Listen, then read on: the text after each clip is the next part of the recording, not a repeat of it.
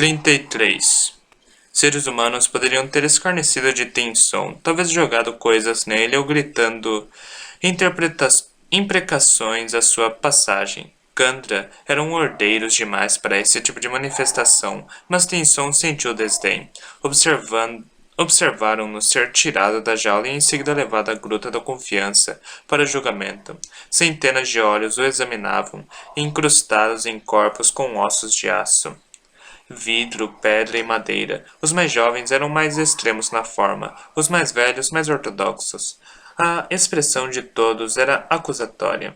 Antes, na audiência, a multidão estava curiosa, talvez horrorizada, mas aquilo havia mudado. O tempo de tensão na jaula funcionara conforme pretendido. A segunda geração fora capaz de promover sua infância, e os Kandra, que no passado talvez tivessem sido solidários a ele, agora o observavam com nojo. Em 1000 anos de história, os Kandra nunca haviam tido um criminoso como Tenson.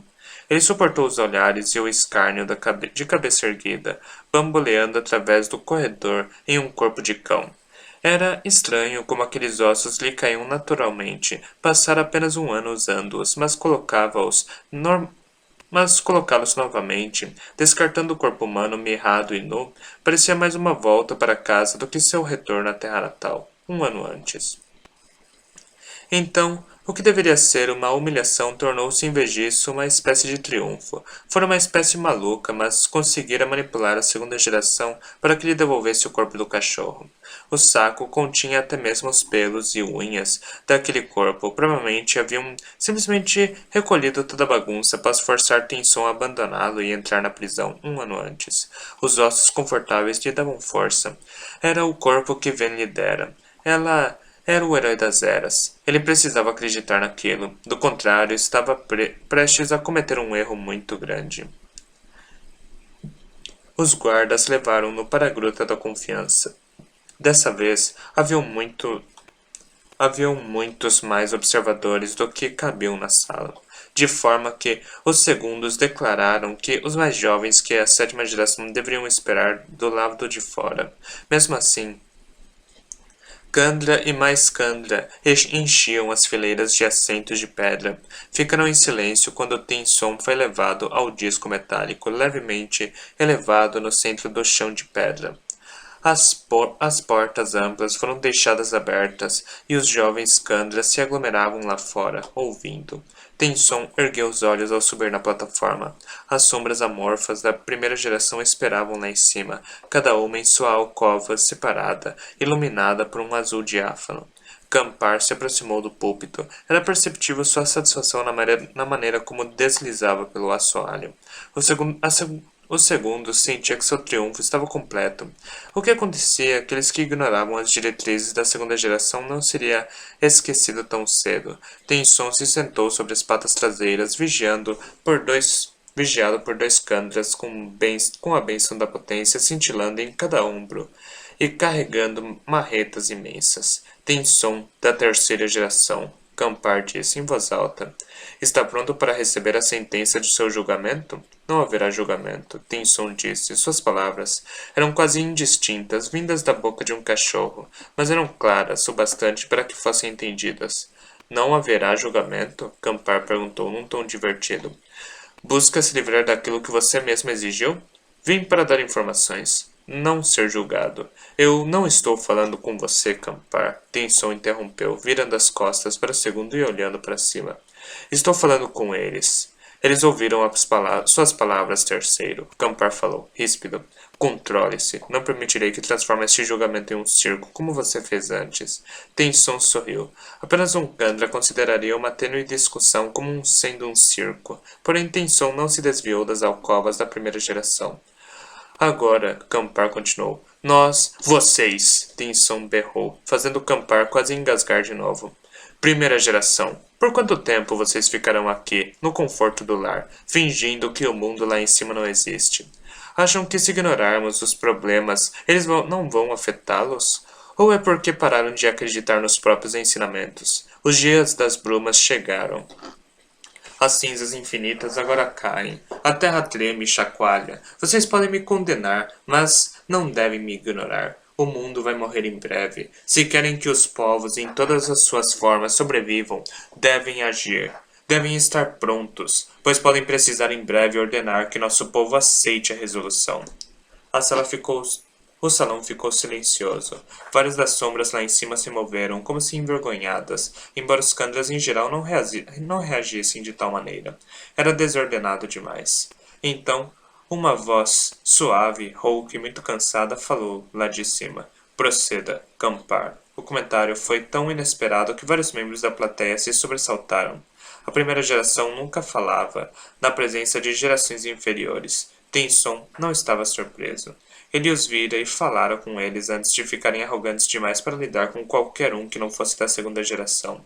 Não, não estava surpreso, apenas decepcionado. Minha fé em vocês foi equivocada. Ele disse, mais para si mesmo. Eu não deveria ter retornado. Tenson, da terceira geração, Campar disse, empertigando-se, o corpo verdadeiro cristalino reluzindo enquanto ele apontava para o réu. Você foi sentenciado à prisão ritual de Shangar. Será espancado a ponto da fratura e em seguida isolado por tijolos em um fosso com apenas um buraco para sua ração diária. Permanecerá lá por 10 gerações. Apenas depois disso será executado por inanição. Saiba que seu maior pecado foi o da rebelião. Se não tivesse se desgarrado dos avisos e da sabedoria deste conselho, jamais teria pensado ser correto o rompimento do primeiro contrato. Por sua causa, a confiança foi posta em risco, bem como cada Kandra de todas as gerações. Campar deixou o pronunciamento ressoar pela câmara. Tenson estava sentado, quieto, nas patas traseiras. Campar, obviamente, esperava algum tipo de reação nele, mas Tenson não esboçara nenhuma. Por fim, Campar gesticulou para os guardas ao lado de Tenson, que prepararam suas marretas aterradoras. Sabe, Campar, Tenson disse. Aprendi algumas coisas importantes enquanto usava esses ossos 1 ano atrás. Campar gesticulou novamente. Os guardas ergueram as armas. É algo que nunca parei para pensar, Tenson disse. Os seres humanos, se você pensar bem, não são feitos para ter velocidades. Já os cães, por outro lado, são. As marretas caíram. Tenson saltou para frente. As patas poderosas do cão lançaram-no em movimento. Tenson era um membro da terceira geração. Ninguém havia comido e emulado corpos como ele, que sabia como moldar músculos e um corpo de forma eficiente. Além disso, passara um ano usando os corpos de um cão de caça, sendo forçado a acompanhar sua mestra na Cidade da Bruma. Passara o que efetivamente fora um ano de treinamento com uma das alomânticas mais talentosas que o mundo conhecia. Além disso, uma massa corpórea transferida de um humano mirrado formava um cão bastante substancial. Esse fato, combinado com sua habilidade para formar corpos, significava que, quando Tenson saltava, ele realmente saltava. Os guardas gritaram em choque quando o condenado saltou para longe, seu pulo levando-o a no mínimo 3 metros pelo salão. Ele correu, mas não seguiu para a porta. Era o que estariam esperando. Em vez disso, saltou diretamente sobre Campar. O chefe dos segundos berrou, estendendo as mãos incapazes quando os mais de 40 quilos do cão o atingiram, lançando-o ao chão de pedra. Tenson ouviu os estalos agudos quando os ossos delicados do outro se estilhaçaram, e Campar gritou de uma maneira muito pouco típica de um Kandra. Parece adequado, Tenson pensou, abrindo caminho através das fileiras de segundos, partindo ossos alheios no processo. Honestamente, que tipo de tolo vaidoso usa um corpo verdadeiro de cristal? Muitos dos Kandras não sabiam como reagir. Outros, especialmente os mais novos, tendo passado muito tempo com os seres humanos em contratos, estavam mais acostumados ao caos. Esses se espalharam, deixando os companheiros mais velhos sentados, atônitos, em seus bancos. Tenson correu entre os corpos, seguindo para as portas. Os guardas ao lado do pódio, aqueles que teriam quebrado seus ossos, correram para o lado de Campar, seu sentimento de dever para com o segundo sobrepujando o desejo de impedir a fuga. Além disso, deviam ter visto a multidão obstruindo a passagem e acreditaram que aquilo, por conta própria, retardaria o avanço do condenado. Assim que chegou a multidão, Tenson saltou novamente. Vin havia exigido dele a capacidade de pular a alturas incríveis, e ele tinha praticado com muitas estruturas musculares diferentes. Este salto não teria impressionado Vin. Tenson não tinha mais a bênção da potência que roubara de Oressor, mas era mais que suficiente para livrá-lo dos espectadores. Alguns gritaram, e ele aterrissou em um espaço vazio, dando em seguida outro pulo em direção à caverna aberta. Não! Ele ouviu ecoar da Gruta da Confiança. Vão atrás dele! Tenson partiu em uma investida galopante por um dos corredores. Corria rápido, muito mais rápido que qualquer bípede seria capaz. Com seu corpo canino, ele esperava conseguir ultrapassar até mesmo os Kandra, que portassem a bênção da potência.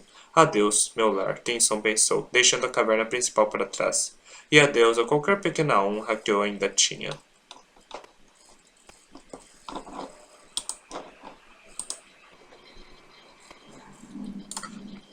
Terceira parte. Céus rompidos. A feroquemia, deve ser observado, é a força do equilíbrio. Dos três poderes, era o único conhecido pelos homens antes do conflito entre preservação e ruína chegar a um impasse. Na feroquemia, o poder é armazenado, depois extraído, não há perda de energia. Apenas há uma mudança do momento e do grau de uso. 34. Marsh entrou a passos largos na cidadezinha. Operários, postados sobre o portão improvisado, que parecia frágil a ponto de poder ser derrubado por uma mera batida determinada, ficaram paralisados. Os varredores de cinzas perceberam sua passagem com choque, em seguida horror. Era estranho como observavam, aterrorizados demais para fugir, ou ao menos aterrorizados demais para serem os primeiros a fugir. Marsh os ignorou. A terra tremia sob ele numa bela canção. Os terremotos eram comuns ali. A sombra da montanha de Tyrion. Era a montanha de cinzas mais próxima de Luthadel. Marsh atravessava naquele momento o próprio território de Ellen Venture, mas, claro, o imperador o havia abandonado. Aquilo parecia um convite a Marsh, e aquela que o controlava. Eram, na verdade, a mesma coisa. Marsh sorria ao caminhar. Uma parte pequena dele ainda estava livre. Ele a deixava dormir. Porém, Ruína precisava pensar que ele havia desistido. Essa era a ideia. Então Marsh mantinha aquele único pedacinho de si e não lutava. Deixava o céu cinzento tornar-se algo de beleza manchada. Tratava a morte do mundo como um evento abençoado, esperando a hora certa, aguardando. O vilarejo era uma visão inspiradora. As pessoas dali morriam de fome, embora estivessem dentro do domínio central. A área protegida de Allen Venture tinham no rosto expressões maravilhosas, assustadas, daqueles que estavam prestes a abrir mão de toda a esperança. As ruas estavam mal cuidadas, as casas que no passado abrigaram os nobres, mas agora estavam cheias de escavamentos cobertas de cinzas, os jardins arrancados e as estruturas canibalizadas para alimentar as fogueiras durante o inverno. Aquela linda vista fez Marsh sorrir de satisfação. Atrás dele, as pessoas finalmente começaram a se mover, fugindo, portas batendo. Provavelmente havia entre 6 e 7 mil pessoas vivendo na cidade. Não era um assunto de Marsh, não por enquanto. Ele estava interessado apenas em um único e específico prédio. Não parecia diferente dos outros, mas uma mansão em uma fileira sofisticada. A cidade, outrora um local de parada para viajantes, havia se tornado o lugar favorito para a nobreza construir segundas casas. Algumas famílias nobres viviam ali em caráter permanente, supervisionando os muitos ska que trabalhavam nas plantações e campos nas planícies fora da cidade. O prédio escolhido por Marsh estava um pouco mais conservado que os outros ao redor. O jardim, claro, era mais de ervas daninhas que de plantas cultivadas, e os muros externos da mansão não viam um esfregão havia anos. No entanto, poucas partes dela pareciam ter sido arrancadas para servir de lenha, e um vigia montava guarda no portão da frente. Marsh o matou com um dos triângulos de metal afiadíssimos outrora usados nas cerimônias do Senhor Soberano. Empurrou-o no peito do vigia antes de o homem sequer abrir a boca para protestar. O ar ficou estranhamente silencioso quando o guarda caiu de lado na estrada. Os Ska, que observavam das casas próximas, não ousavam reagir, evitando qualquer movimento. Marsh cantarolou baixinho ao se aproximar da mansão, assustando um pequeno bando de corvos que tinha vindo se empoleirar. Antes, aquele caminho teria sido uma via tranquila através dos jardins, a direção marcada pelas lajotas. Agora era simplesmente uma marcha por um campo repleto de ervas daninhas. O dono do lugar obviamente não conseguia custear nada além de um único guarda, e ninguém fez alarde com a aproximação de Marsh. Conseguiu, na verdade, simplesmente chegar andando até as portas da frente. Sorrindo, ele bateu. Uma criada abriu as portas. Ela ficou paralisada ao ver Marsh, percebendo os olhos com estacas, a altura incomum, a túnica escura. Então começou a tremer. Marsh estendeu a mão com a palma para cima, outro triângulo sobre ela. Em seguida, empurrou-o direto no rosto da mulher, até estilhaçar a parte de trás do crânio e ela tombar. Ele passou pelo corpo e entrou na casa. Era muito mais bonita por dentro do que o lado de fora o levara a esperar. Mobiliário sofisticado, paredes recém-pintadas, cerâmica intrincada. Marsh ergueu a sobrancelha, examinando a sala com os olhos perfurados. A maneira como sua visão funcionava dificultava a distinção de cores, mas ele já estava familiarizado bastante com seus poderes para conseguir diferenciá-las, se quisesse. As linhas românticas dos metais dentro da maioria das coisas eram realmente expressivas. Para Marsh, a mansão era um lugar de brancura imaculada e pingos brilhantes de cores extravagantes. Ele a vasculhou, queimando o peltre para aumentar as capacidades físicas, permitindo-lhe caminhar com muito mais leveza do que teria sido possível sem o metal. Matou mais 2 criados no curso de sua busca, e no fim seguiu para o segundo andar. Ele encontrou o homem que procurava sentado a uma mesa no último andar. Calvo, vestindo um terno elaborado, tinha um bigodinho cravado no rosto redondo e estava encurvado. De olhos fechados, uma garrafa de bebida forte vazia aos pés. Marsh viu aquilo com desagrado. Percorri todo esse caminho até você, comentou, e quando finalmente o encontro descubro que se embriagou a inconsciência. O homem nunca o vira antes, claro. Aquilo não impedia Marsh de se sentir irritado por não ter a chance de ver a expressão de terror e surpresa nos olhos do homem quando descobrisse um inquisidor dentro da própria casa. Marsh não poderia se fartar no medo, na expectativa da morte dele. Por um instante, ficou tentado a esperar até o homem ficar sóbrio, de forma que o assassinato pudesse ser realizado com decência. Mas Ruína não admitiria nada daquilo. Marsh suspirou para aquela injustiça e derrubou o homem inconsciente da cadeira, enterrando uma estaca de bronze em seu coração. Não era grande ou grossa como uma estaca de inquisidor, mas matava tão bem quanto. Marsh arrancou o coração do homem, deixando o ex-nobre morto, seu sangue formando uma poça no chão. Em seguida, deixou o prédio. O nobre, Marsh não sabia nem seu nome, havia usado a alomancia recentemente. O homem era esfumaçador, um brumoso capaz de criar nuvens de cobre, e o uso dessa capacidade havia atraído a atenção de Ruína. Ele queria um alomântico para drenar. Então Marsh fora ceifar o poder do homem e sorvê-lo pela estaca. Parecia-lhe um desperdício, hemalurgia, principalmente a impregnada de alomancia. Era muito mais potente quando se podia atravessar a estaca no coração da vítima e diretamente no hospedeiro em espera. Muito pouco da capacidade alomântica era perdida. Já dessa forma, matando um alomântico para fazer uma estaca e em seguida viajando para outro lugar para enterrá-la, o novo hospedeiro receberia muito menos poder. Mas não havia como escapar disso nesse caso. Marsh negava com a cabeça enquanto passava por sobre o corpo da criada, saindo pelos jardins mal cuidados. Ninguém o abordou, ou mesmo olhou em sua direção enquanto ele caminhava até os portões principais. Lá, contudo, foi surpreendido por um par de homens Ska ajoelhados no chão. Por favor, Vossa Graça, um deles disse quando Marsh passou. Por favor, envie os obrigadores de volta para nós. Vamos servir melhor desta vez.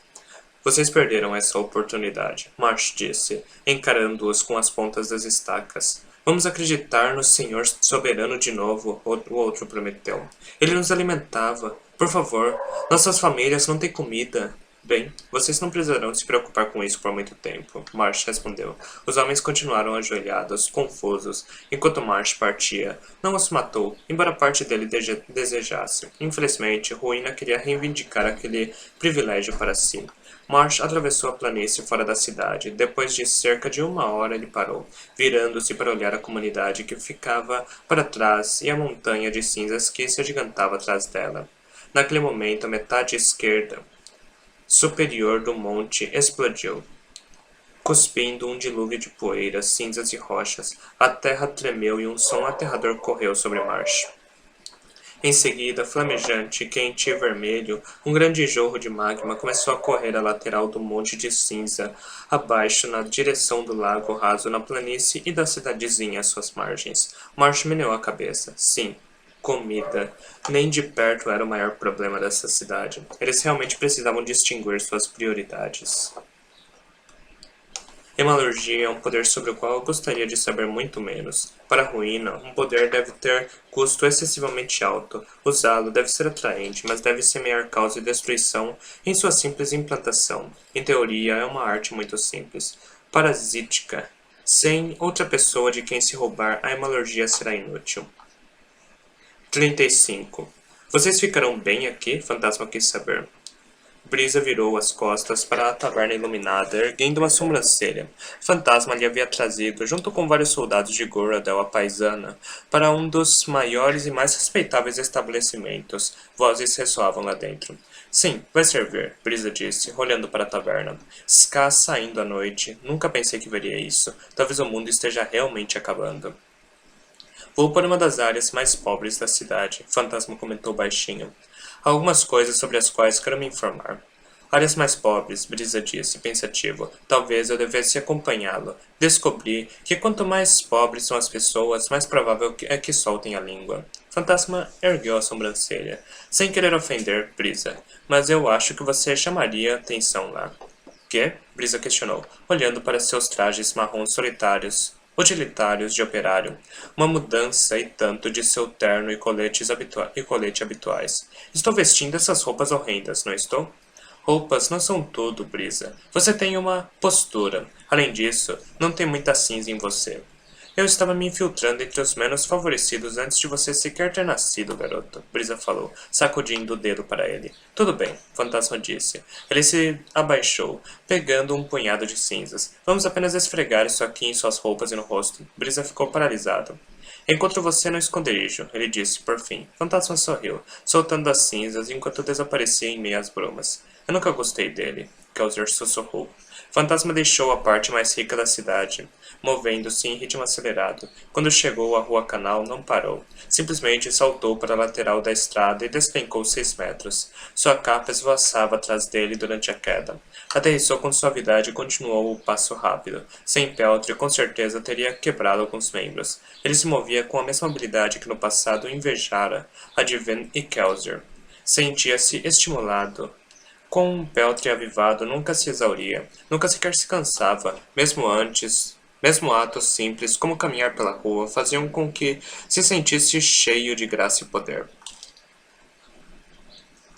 Ele se dirigia rapidamente a Tormentos, deixando para trás as ruas de homens decentes e entrando nas ruas canal apinhadas e similares a becos, sabendo exatamente onde encontrar sua presa. Dern era uma das figuras de liderança do submundo de Orton, parte informante, parte senhor dos mendigos. O músico frustrado se tornara uma espécie de prefeito de Tormentos. Homens como esse precisavam estar onde as pessoas pudessem encontrá-los e pagá-los. Fantasma ainda se lembrava daquela primeira noite, após despertar de suas febres, poucas semanas antes, a noite em que visitara a taverna e ouvira homens falando sobre ele. Nos dias que se seguiram, visitara várias outras tavernas e ouvira outros mencionarem rumores sobre ele. A chegada de Caesar e Brisa impedira que confrontasse Dern, a fonte aparente dos rumores, sobre o que vinha dizendo às pessoas. Era hora de corrigir esse equívoco.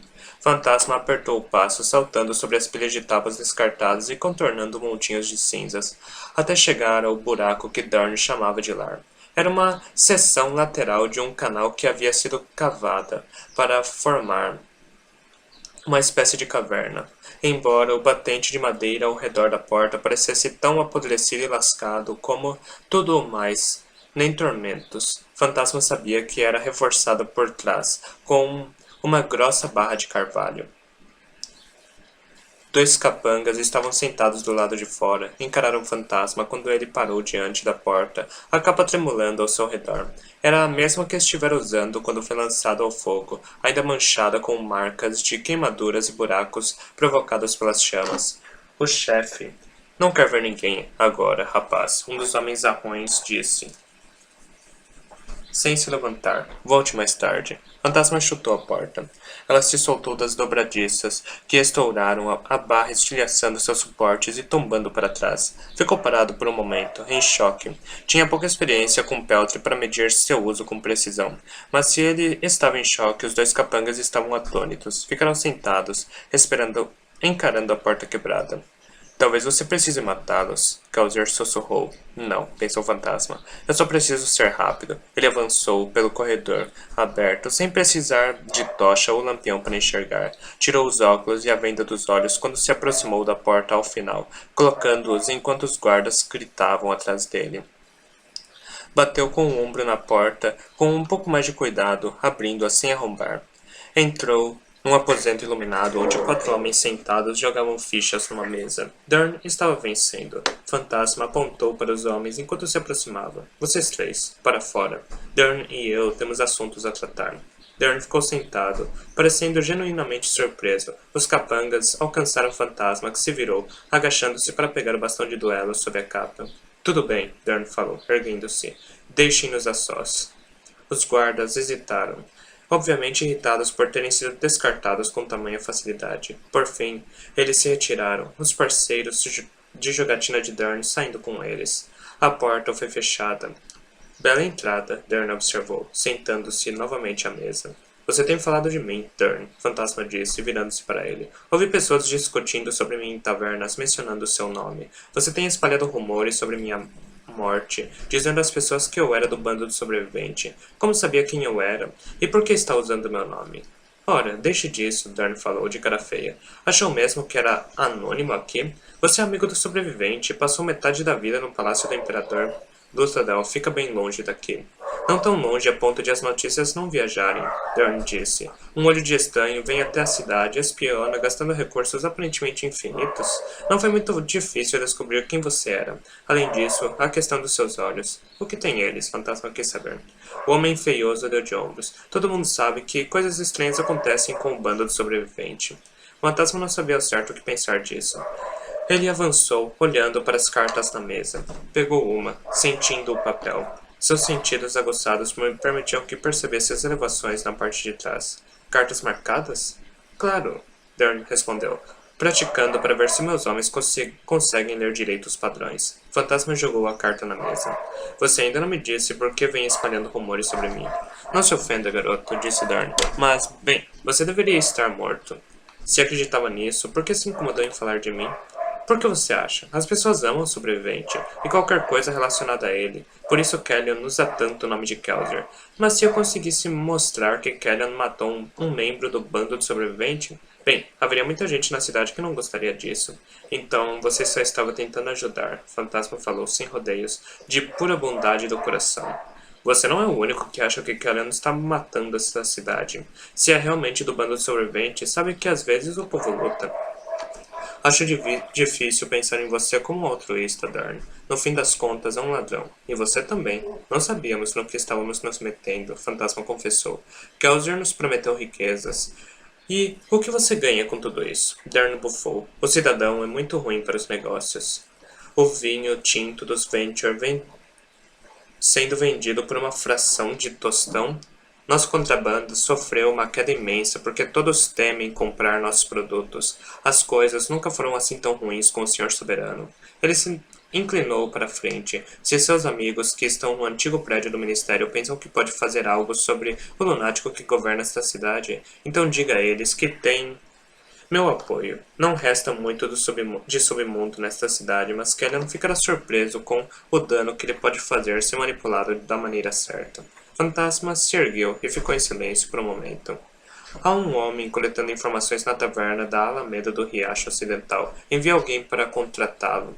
É um abrandador, o melhor que já existiu, mas se destaca um pouco. Faça sua oferta para ele. Dern assentiu. Fantasma se virou para ele embora. Voltou os olhos para Dern. Não mencione meu nome para ele ou o que aconteceu comigo. Com isso, saiu pelo corredor, passando os guardas e os canalhas desalojados do jogo de cartas. Tirou a venda ao sair sob o brilho quase diurno da noite estrelada. Caminhou por tormentos, tentando decidir o que pensar da reunião. Dern não havia revelado nada de muito importante. Ainda assim, o fantasma sentia como se algo estivesse acontecendo ao seu redor. Algo que ele não havia planejado. Algo que não conseguia decifrar direito. Estava ficando mais confortável com a voz de Kelsier e com o Peltry, mas ainda assim temia não ser capaz de fazer jus à posição que ocupava. Se não for logo até Kellyan, Kelsier disse, ele vai encontrar seus amigos. Já está preparando assassinos. Ele não vai enviá-los, Fantasma disse em voz baixa, especialmente se ouviu os rumores de Dern sobre mim. Todos sabem que Caesar e Breeze estavam no seu bando. Kellyan não vai derrubá-los, a menos que provem ser uma ameaça que não lhe deixe outra opção. Kellyan é um homem instável, Kelsier falou. Não espere demais. Você não quer descobrir o quanto ele pode ser irracional. O fantasma ficou em silêncio. Em seguida, ouviu passos aproximando-se rapidamente. Sentiu as vibrações no chão. Ele girou e abriu a capa, estendendo a mão para pegar a arma. Você não está em perigo, Kelsier comentou baixo. O fantasma relaxou ao ver alguém sair correndo de um beco. Era um dos homens do jogo de fichas de Dern. O homem estava arfando, o rosto corado de exaustão. Milord! Não sou o Lorde. O fantasma retrocou. O que aconteceu? Dern está em perigo? Não, senhor, o homem disse. O fantasma ergueu a sobrancelha. Eu preciso de sua ajuda, o homem disse, tomando fôlego. Quando percebi quem era, o senhor já havia partido. Eu só... Ajudar com o quê? O fantasma questionou, sucinto. Minha irmã, senhor, o homem disse. Ela foi levada pelo cidadão. Nosso pai era um nobre. Dern me escondeu, mas Melee foi vendida pela mulher com quem eu a deixei, senhor. Ela tem apenas 7 anos. Ele vai queimá-la em poucos dias. O fantasma franziu a testa.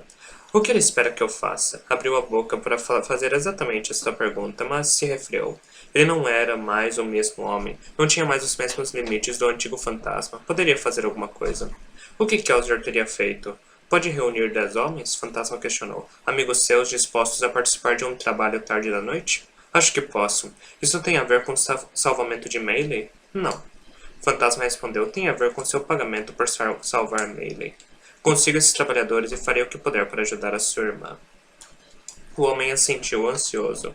Faça isso agora, o fantasma disse, apontando. Começaremos hoje. Na hemalurgia, o tipo de metal usado em uma estaca é importante, pois dita o posicionamento daquela estaca no corpo. Por exemplo, estacas de aço carregam poderes alomânticos físicos, a capacidade de queimar peltre, estanho, aço ou ferro, e os concedem às pessoas que nos recebem. Qual desses 4 poderes é concedido, no entanto, depende de onde a estaca é cravada. Já as feitas de outros metais roubam capacidades ferroquímicas. Por exemplo, todos os inquisidores originais recebiam uma estaca de peltre, que após ter sido cravada primeiro no corpo de um ferroquimista, dava ao inquisidor a capacidade de armazenar poder de cura. Embora eles não pudessem fazê-lo tão rapidamente quanto o ferroquimista, segundo a lei da deterioração hemalúrgica, foi assim, obviamente, que os inquisidores conseguiram sua infame capacidade de recuperar-se rapidamente de ferimentos, e também o motivo pelo qual precisavam descansar tanto. 36. Vocês não deveriam ter entrado, Seth falou sem rodeios. Eleanor ergueu uma sobrancelha, cavalgando seu garanhão até o centro do acampamento, tendo-o a ensinar o que era bom ser visto pelo povo, especialmente em situações em que podia controlar a maneira como era notado.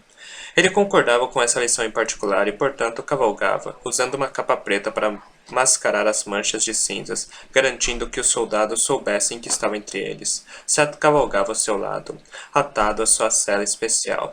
Acha que eu me expus demais ao perigo ao entrar na cidade? Ellen perguntou, assentindo para um grupo de soldados que parou os trabalhos matutinos para saudá-lo. Não. Nós dois sabemos que eu não dou a mínima se você vai viver ou morrer, garoto. Além disso, você é um nascido da bruma. Poderia ter saído de lá se as coisas ficassem perigosas. Por que então? Porque teria sido um erro.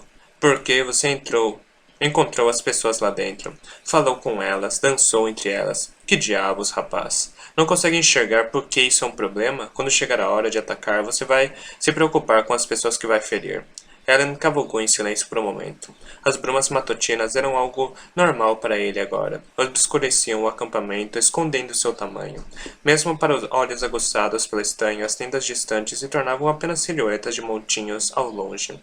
Era como se cavalgasse por um mundo mítico, em lugar de sombras abafadas e ruídos longínquos. Foi um erro entrar na cidade.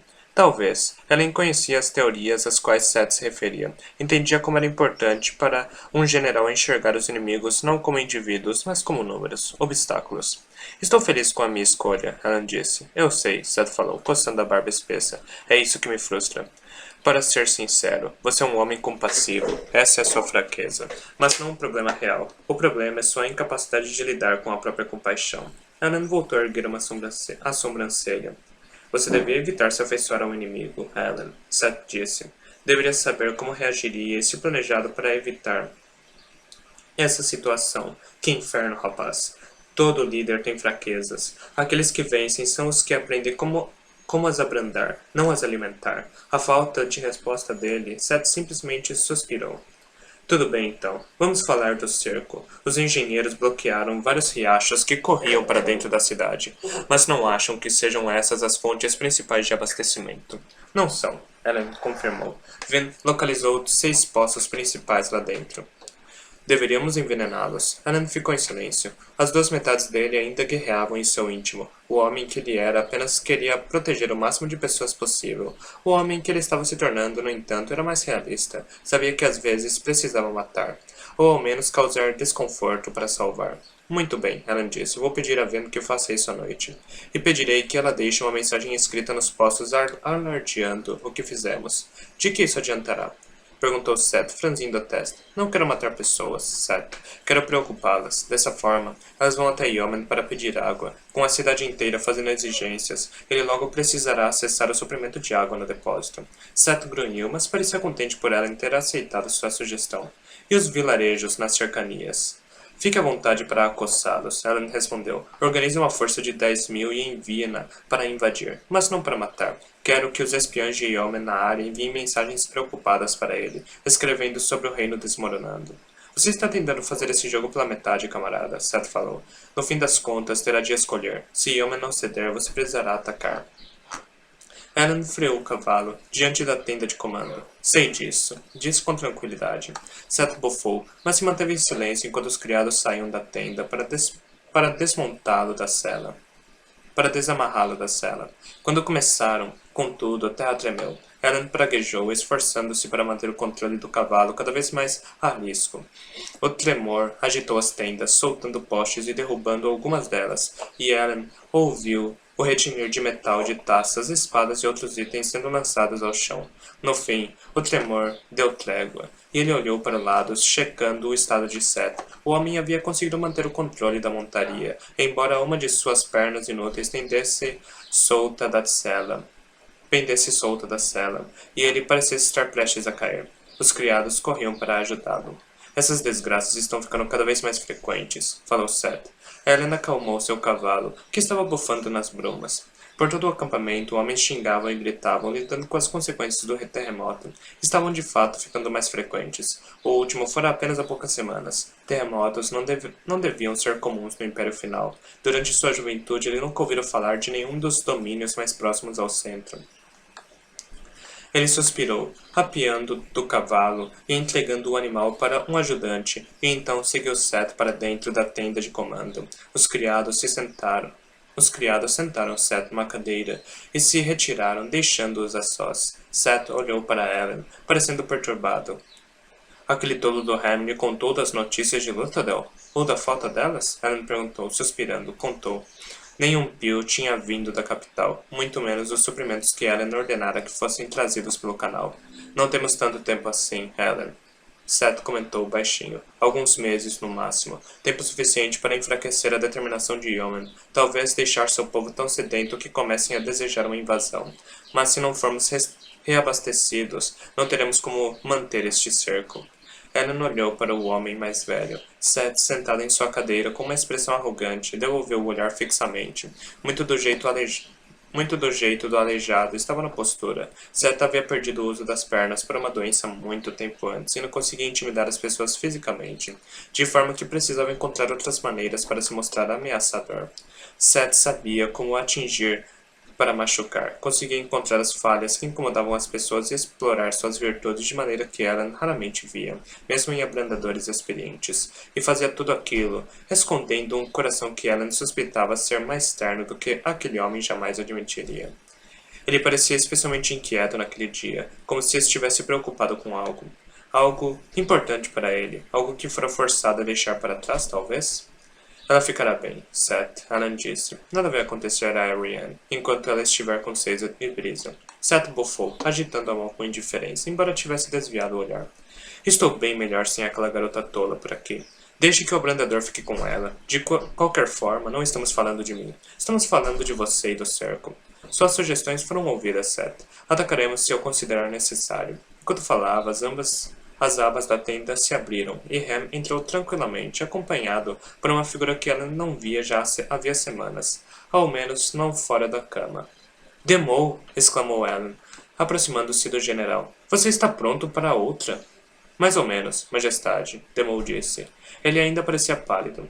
Mas recuperei minhas forças o bastante para circular um pouco. E os outros? Ellen perguntou. Ham assentiu. A maioria pronta para outra também. Demou está entre a última leva. Mais alguns dias e o exército estará de volta com força total. Menos aqueles que morreram, pensou Ellen. Seth encarou Demou. A maioria dos homens se recuperou semanas atrás.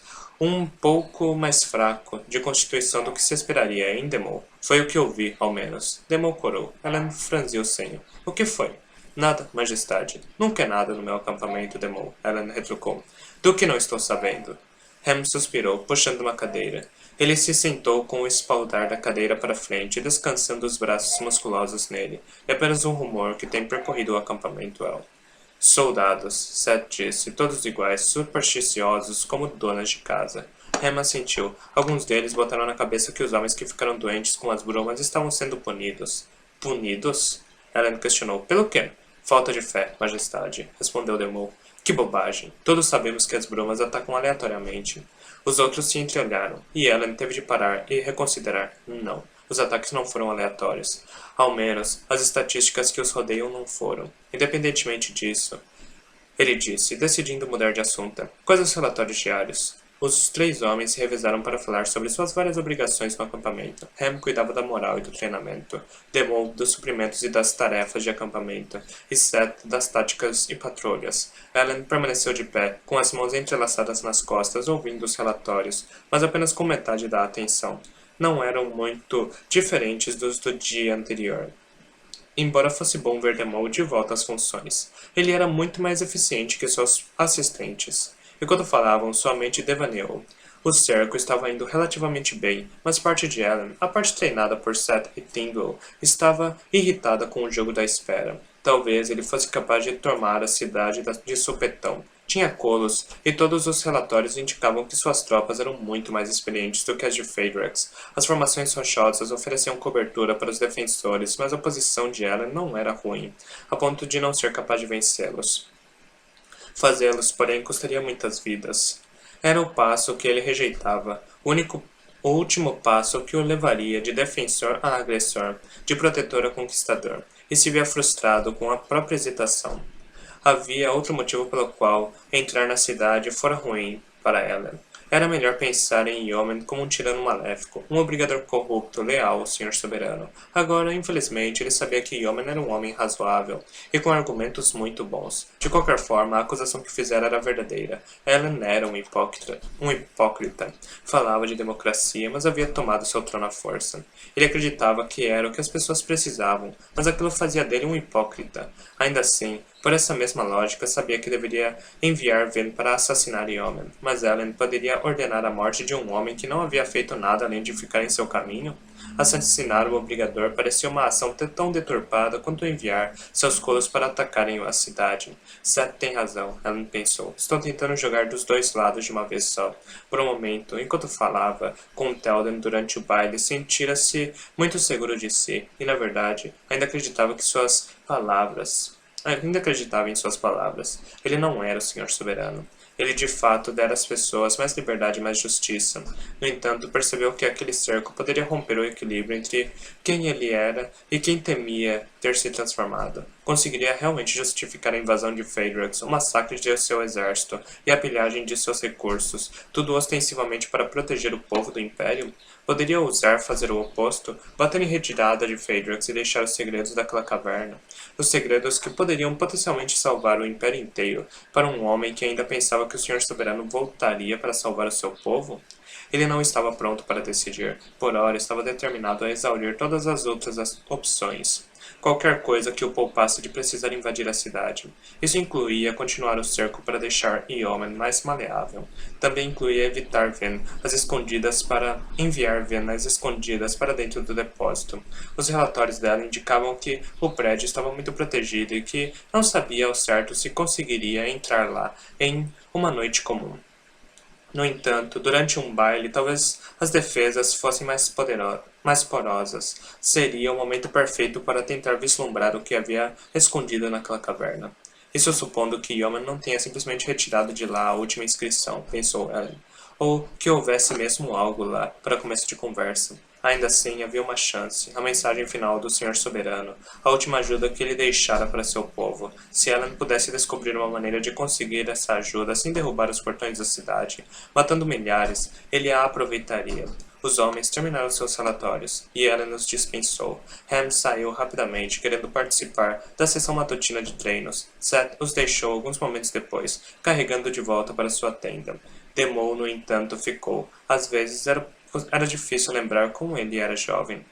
Apenas pouco mais velho que Ellen. O escalpo calvo e as diversas cicatrizes faziam-no parecer muito mais velho do que de fato era, bem como os defeitos ainda visíveis da doença prolongada. Demou parecia hesitar sobre alguma coisa. Ellen esperou, e finalmente o homem baixou os olhos, parecendo envergonhado. Majestade, sinto que preciso pedir baixa do meu posto como general. E por que diz isso? Ellen perguntou, com cuidado. Não acho que seja mais digno da posição. Ellen endureceu o rosto. Apenas um homem de confiança do sobrevivente deveria comandar este exército, milord. Demou afirmou. Tenho certeza de que ele confia em você, Demou. Demou negou com a cabeça. Então, por que ele me enviou a doença? Por que me escolheu dentre todos os homens do exército? Já disse que foi aleatório, Demou.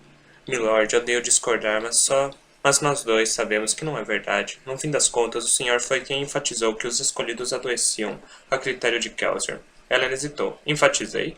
Demou assentiu. Naquela manhã, quando expusemos nosso exército às brumas, o senhor gritou para eles lembrarem que Kelsier é o Lorde das Brumas, e que, portanto, a doença devia ser sua vontade. Acho que o senhor estava certo. O sobrevivente é o Lorde das Brumas. Ele se proclamou assim durante as noites, antes de sua morte. Ele está por trás da doença, milord. Sei que está. Ele enxergou aqueles que não tinham fé e os amaldiçoou. Não foi isso que eu quis dizer, Demou. Concluí que Kelsier queria que sofrêssemos esse revés. Não que ele tenha mirado em indivíduos específicos. De qualquer forma, milord, foi o que o senhor disse. Helen fez um gesto de desdém com a mão. Então, como o senhor explica os estranhos números, milord? Não sei. Helen respondeu. Vou admitir que o número de pessoas que caíram doentes produziu uma estatística estranha, mas isso não diz nada sobre você em particular, Demou. Não digo esse número, milord, Demou disse, ainda de cabeça baixa. Digo o número que permaneceu doente enquanto os outros se recuperavam. Helen ficou calada por um momento. Espere um pouco. Como assim? O senhor não soube, milord? Demou perguntou, na tenda silenciosa. Os escribas estavam falando sobre isso e a notícia circulou no exército. Não acho que a maioria entenda de números e tudo mais, mas entende ainda assim que algo estranho está acontecendo. Que números? Ela insistiu. 5.000 pessoas ficaram doentes, milord. Exatamente 16% do exército, Helen pensou. Desses, 500 morreram. Dos outros, quase todos recuperaram-se em um dia. mas alguns não. Você, por exemplo. Helen confirmou. Sim, eu, Demol disse, com tranquilidade. 327 de nós permanecemos doentes enquanto os outros melhoraram. E? Isso é exatamente 16% daqueles que ficaram doentes, milord. E ficamos doentes por exatamente 16 dias. Nenhum dia a mais ou a menos. A porta da tenda farfalhou baixinho na brisa. Helen ficou em silêncio, sem conseguir reprimir um calafrio. Coincidência, disse por fim. Os estatísticos que buscam relações sempre conseguem encontrar coincidências estranhas e anomalias estatísticas, caso se esforcem o bastante. Isso não parece uma simples anomalia, milord. É exato. O mesmo número continua aparecendo sem parar. 16. Alan fez que não com a cabeça. Mesmo que seja verdade, Demon, não significa nada. É apenas um número. É o número de meses que o sobrevivente passou nas minas de Hatley. Demon lembrou. Coincidência. A idade que Lady Van tinha quando se tornou uma nascida da bruma. De novo, coincidência. Alan insistiu. Parece haver um número espantoso de coincidências relacionado a este número, milord. Demon retrucou. Alan franziu o senho e cruzou os braços. Demon tinha razão. Minha alegação não está nos levando a lugar nenhum. Preciso saber o que as pessoas estão pensando, não apenas contrariá-las. Tudo bem, Demol, Ellen disse. Digamos que nenhuma dessas coisas seja coincidência. Você parece ter uma teoria do que elas significam. É o que eu disse antes, milord. As brumas são do sobrevivente. Pegam certas pessoas e as matam. Outras elas adoecem, deixando o número 16 como prova de que ele realmente está por trás do evento. Por isso, as pessoas que ficaram mais doentes são aquelas que o desagradaram mais. Bem, exceto para aqueles que morreram da doença, Ellen observou. É verdade, Demol disse, erguendo os olhos. Então talvez haja esperança para mim.